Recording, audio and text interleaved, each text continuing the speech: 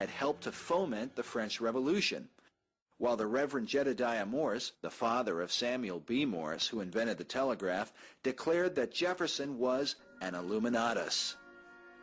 Like Weishaupt and those who began the French Revolution, Jefferson had his own contempt for the gospel of Jesus Christ and set about to write his own version of it, now known as the Jefferson Bible. In a letter to John Adams, he wrote, "In the New Testament, there is internal evidence that parts of it have proceeded from an extraordinary man, and that other parts are of the fabric of very inferior minds. It is as easy to separate those parts as to pick out diamonds from dunghills." Among those parts of the gospel that Jefferson considered to be dunghills were things like the virgin birth, the miracles of Jesus, and the resurrection of Christ, about which the Apostle Paul wrote, "If Christ be not raised, your faith is in vain." Yet all of these things were cut out of Jefferson's version of the New Testament. In the Bible, God says, "Ye shall not add unto the word which I command you, neither shall ye diminish anything from it, that ye may keep the commandments of the Lord your God, which I command you." The Bible also says, "If any man preach any other gospel, let him be accursed." Concerning the book of Revelation, Jefferson wrote, "It is between 50 and 60 years since I read it, and I then considered it merely the ravings of a maniac, no more worthy nor capable of explanation than the incoherences of our own nightly dreams." Jefferson's tombstone seems to best define his true faith, an Egyptian obelisk that he himself designed prior to his death. Like the all-seeing eye, the obelisk is a symbol of the ancient mystery religion, the same worship of Freemasonry and the Illuminati. The idea of the Illuminati, or of a plan for the overthrow of nations, was not always considered the stuff of conspiracy theorists and fanatics. It was written of by men like George Washington. So concerned was Washington over the Jacobin threat in America that he came out of retirement and again accepted the appointment of Commander-in-Chief of the Army to fight against the movement. In a letter to the Reverend W.D. Schneider in 1798, Washington wrote, "I have heard of the nefarious and dangerous plan and doctrines of the Illuminati. It was not my intention to doubt that the doctrines of the Illuminati and the principles of Jacobinism had not spread in the United States. On the contrary, no one is more fully satisfied of this fact than I am." There are many such references concerning the presence of Illuminism in America. Reportedly, Harvard's Houghton Library contains numerous sermons, pamphlets, and books denouncing Illuminism or the Illuminati during the late 1790s and early 1800s. Warnings were even preached in churches, such as this 1812 sermon by the Reverend Joseph Willard, who said, "There is sufficient evidence that a number of societies of the Illuminati have been established in this land of gospel light and civil liberty, which were first organized from the Grand Society in France. They are doubtless secretly striving to undermine all our ancient institutions, civil and sacred."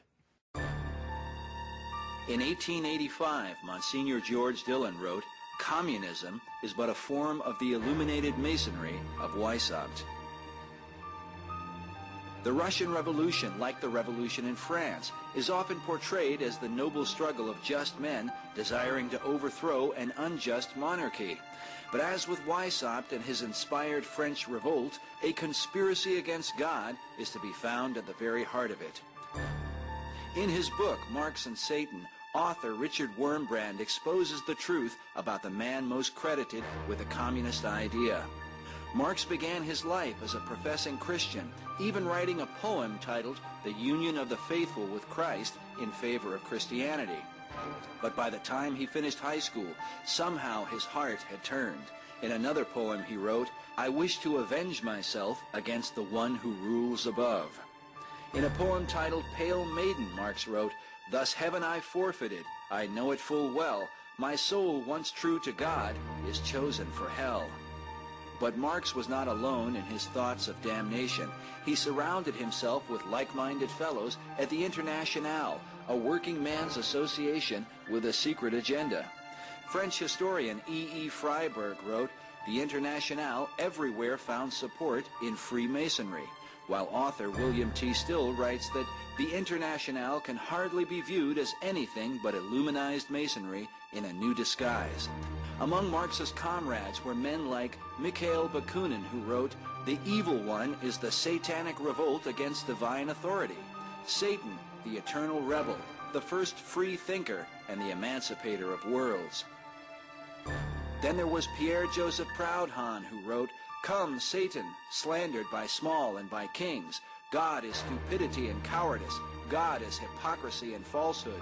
God is evil." Or Heinrich Heine, called the intimate friend of Marx, who wrote, "I called the devil, and he came. His face with wonder I must scan.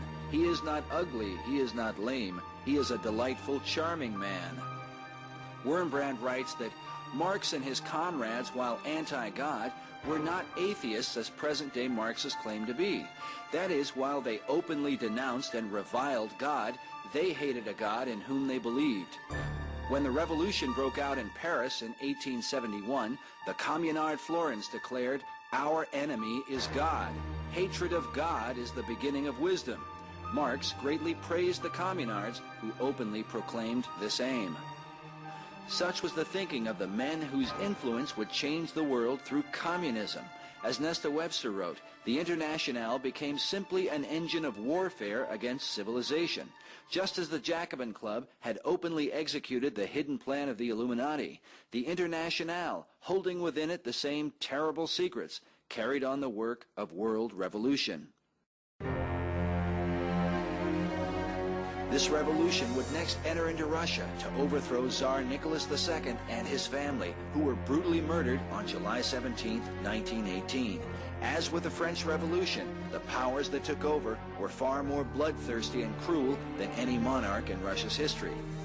The two chief instruments, Lenin and Trotsky, inspired a civil war that cost 28 million Russian lives. When Joseph Stalin inherited Lenin's legacy, he would be called the most dictatorial and murderous tyrant the world had ever known. His own daughter said of him, quote, "A terrible demon had taken possession of my father's soul." It is now estimated by Soviet sources that Stalin's reign of terror killed 40 million Russians, a far greater death toll than what is so often attributed to Adolf Hitler. Sources claim that Europeans and Americans financed Lenin and Trotsky in their attempts to foment a revolution in Russia. Many have seen in this a global conspiracy. Among them was a young Winston Churchill, who made this statement where he tied it all together in a London newspaper in 1920. He said, "From the days of Spartacus Weishaupt to those of Karl Marx to those of Trotsky, this worldwide conspiracy for the overthrow of civilization has been steadily growing. It played a definitely recognizable role in the tragedy of the French Revolution. It has been the mainspring of every subversive movement during the 19th century. And now, at last, this band of extraordinary personalities from the underworld of the great cities of Europe and America have gripped the Russian people by the hair of their heads and have become practically the undisputed masters of that enormous empire."